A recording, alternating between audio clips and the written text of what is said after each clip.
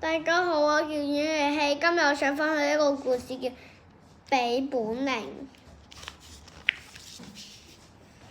公雞、小鹿、小猴和小豬一起去釣魚，他們邊走邊談論自己的本領。公雞說：我們四個之中，我起得最早。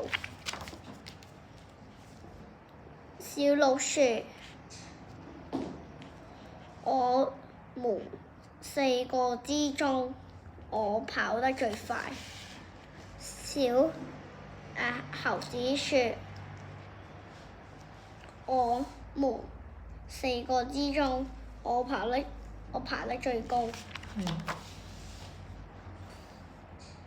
我們四個之中，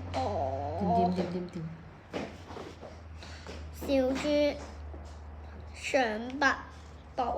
想不出自己有什麼本領。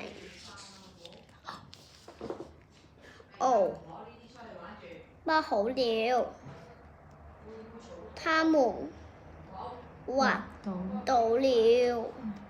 哎呀，大家都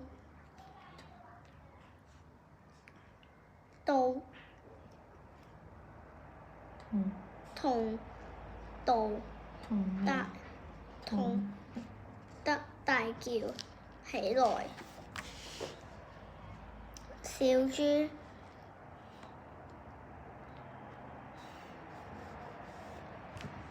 摸了摸屁股，笑着說：我們四個之中，我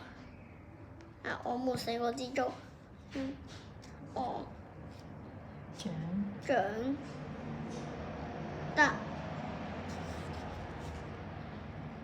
弱。我長得咩啊？最弱。最笨。最笨，跟住呢？最不怕痛。多謝大家，得唔得？